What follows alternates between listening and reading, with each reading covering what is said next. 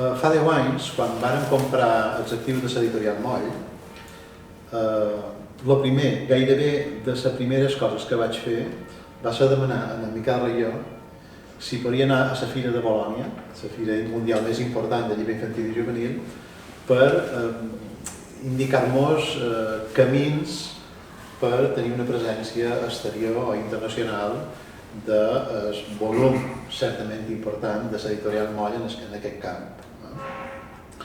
M'ho va passar un report, l'he tingut molt en compte, i fins 10 anys després no he anat a Bolònia.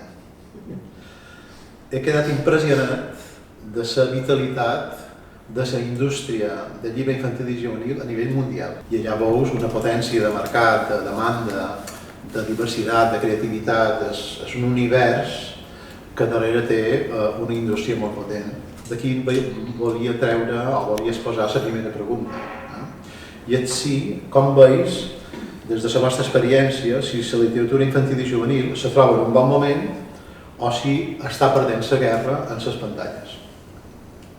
A veure, jo personalment crec que la literatura infantil i juvenil està en un boníssim moment per lo que has explicat i també perquè cada cop les famílies i els educadors són també més exigents i tenim nous reptes, no? I en la franja d'edat dels 3 als 10 anys, l'àlbum il·lustrat és una eina multidimensional, diria, no només per l'alfabetització de llengua, que és fonamental, sinó per moltíssimes altres qüestions, no? Per tots els reptes que tenim, per afrontar els conflictes.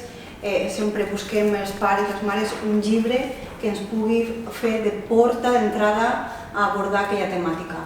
Per educació emocional, per alfabetització visual. Això que parlaves de Bolònia és extraordinari. Quan aquí mateix a la biblioteca, una prestatgeria en si mateix, quan ens fixem en tots els petits àlbums que n'hi ha, els agafem, tots estils diferents, que això és l'important, visualment, amb diferents propostes d'il·lustració.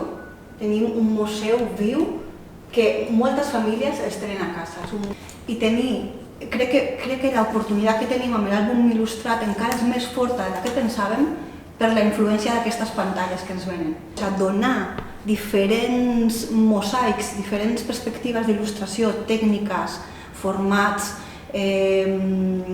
plàstiques, a vegades tenen cites visuals de pel·lícules, de publicitat.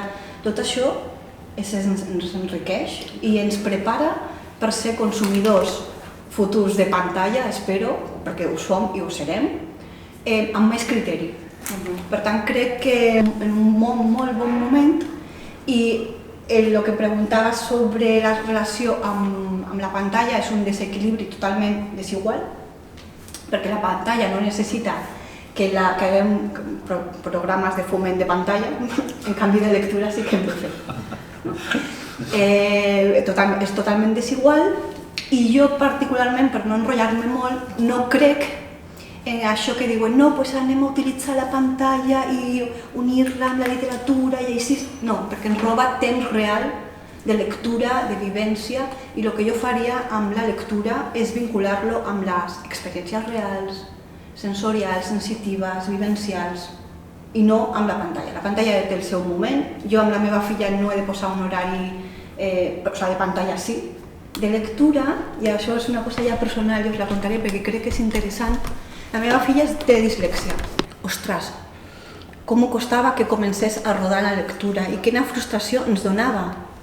Ella, ara que té 10 anys, llegeix formats que li van bé, però no ens perdona els seus 10, 15, 20 minuts de nit de lectura.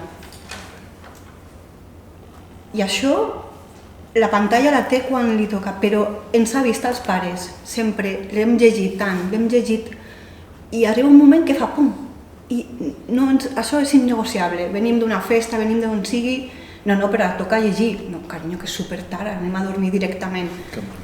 Llavors, hi ha esperança en el moment en el que les famílies, el context, els educadors, li donem la importància que ha de tenir la lectura dins de l'hogar, dels centres educatius i de la vida quotidiana. Llavors, jo tinc moltíssima esperança.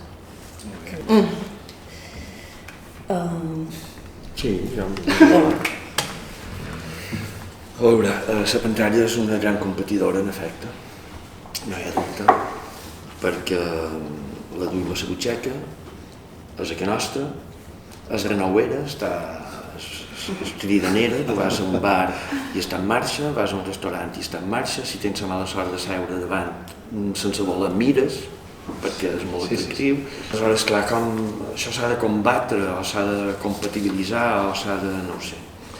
Jo aniria un poc a lo darrer que ha dit Aníbal, que m'ha interessat moltíssim, i és, el nin, és a dir, no tots els nins seran lectors, això no és una idea meva, com podeu suposar. Els nins no tots seran lectors, ni tenen per què ser-ho, però com deia en Gianni Gregori sí que tenen dret a ser-ho. I a tenir totes les possibilitats i moments i oportunitats perquè puguin arribar a ser-ho si és que volen ser-ho.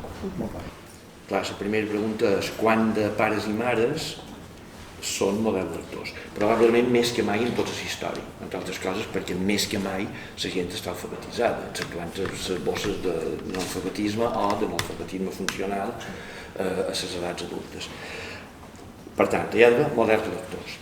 I hi ha d'haver un compromís de l'adult per transmetre aquesta disponibilitat de temps d'un espai concret, d'un moment, d'una situació, d'una lectura feta en veu alta o no, però compartida amb l'infant.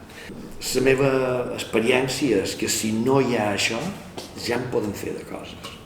És a dir, poden fer campanyes de foment de lectura, poden fer tals, que sí, sempre aniran bé, rescatarem gent i tal i qual, però el naufragi ja està assegurat. És a dir, si no convencem els adults de que ells són els responsables de convertir en lectors els seus fills, o nebots, o nets, o el que sigui, ho tenim cru.